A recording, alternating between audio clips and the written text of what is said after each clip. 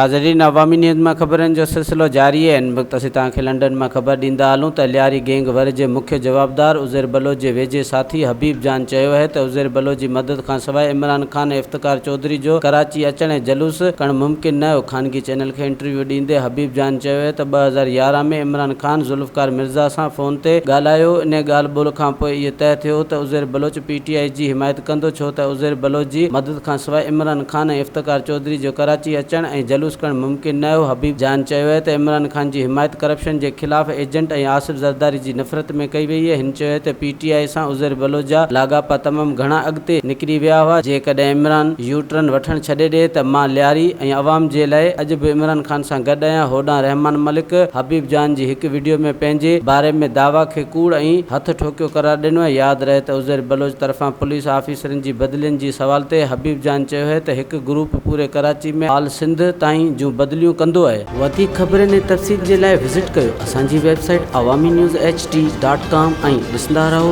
Awami news HD।